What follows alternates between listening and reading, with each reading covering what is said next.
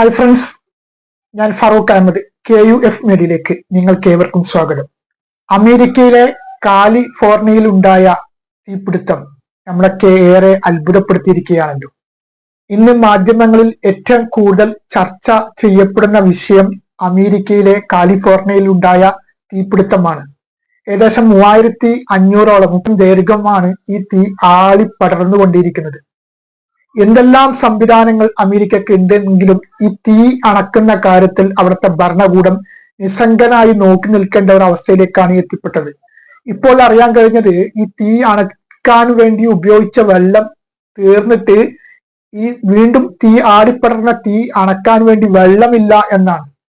America എന്ന് രാജ്യം എന്ന് പറഞ്ഞു കഴിഞ്ഞാൽ ഇന്ന് ലോകത്തെ ഏറ്റവും സമ്പദ്ഘടനമായിട്ടുള്ള ഏറ്റവും വലിയൊരു രാജ്യമാണ്. അതുകൊണ്ട് തന്നെയാണ് അവർക്ക് ലോകം നിയന്ത്രിക്കാനുള്ള, ലോകത്തിന്റെ എല്ലാ രാജ്യങ്ങളിലും ഇടപെട്ട് അവിടെ ഒരു നിയന്ത്രണം ചെയ്യാനുള്ള ഒരു ഇത് അവർക്ക് ഉണ്ടാവുന്നത്.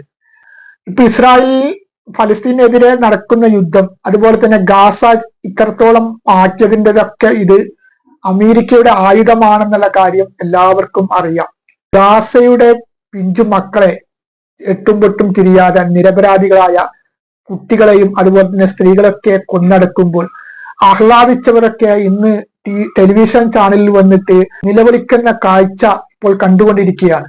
അതായത് ഹോളിവുഡിലെ ഏറ്റവും സമ്പന്നരായ ആൾക്കാർ താമസിക്കുന്ന സ്ഥലത്താണ് ഈ അഗ്നിപർവ്വതം, ഈ അഗ്നി തീ പടർന്നു പിടിച്ചിരിക്കുന്നത്.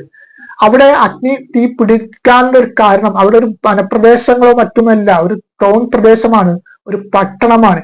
അവിടെയാണ് അഗ്നി വിഴുങ്ങുന്ന ഒരു അവസ്ഥയിലേക്ക് എത്തിപ്പെടുന്നത്. അതും സമ്പന്നരായവർ താമസിക്കുന്ന അമേരിക്കയുടെ ഏറ്റവും മർമ്മപ്രധാനമായിട്ടുള്ള സ്ഥലമാണ് കാലിഫോർണിയ, ഈ തീപിടുത്തമുണ്ടായ സ്ഥലം. അമേരിക്കയിൽ എന്തെല്ലാം അത്യാധുനിക സൗകര്യങ്ങൾ, എന്തെല്ലാം അത്യാധുനിക സംവിധാനങ്ങളും ഉണ്ടായിട്ടും ഒരു പ്രകൃതിയുടെ വികൃതിക്ക് മുമ്പിൽ അവിടുത്തെ ഭരണകൂടം നിസ്സംഗനായി നോക്കി നിൽക്കേണ്ട ഒരു അവസ്ഥ എന്ന് പറയുമ്പോൾ തന്നെയാണ് ചിന്തിക്കുന്നവർക്ക് ദൃഷ്ടാന്തമുണ്ട് എന്ന് പറയുന്നത്. ലോകം തന്നെ അവരുടെ കീഴിൽ എന്നുള്ള ഒരു നാട്യത്തിലാണ് അമേരിക്കന്റെ ഇപ്പോഴത്തെ ഒരു പോക്ക് തന്നെ.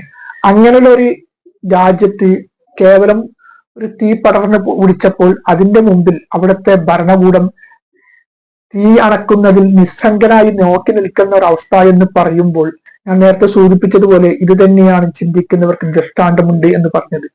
പ്രകൃതിയുടെ വികൃതിക്ക് മുമ്പിൽ ഒരു മനുഷ്യനും എല്ലാ സംവിധാനങ്ങളും നിസ്സംഗനായി നോക്കി നിൽക്കുക മാത്രമേ ചെയ്യാൻ പറ്റൂ എന്നുള്ള ഏറ്റവും വലിയൊരു ഉദാഹരണമാണ് ഈ സംഭവം. ഏതായാലും അവിടുത്തെ ജാതികൾക്ക് ഒരു രക്ഷ സർവശക്തൻ കൊടുക്കട്ടെ എന്ന് ഈ അവസരത്തിൽ ആത്മാർത്ഥമായി പ്രാർത്ഥിക്കാം.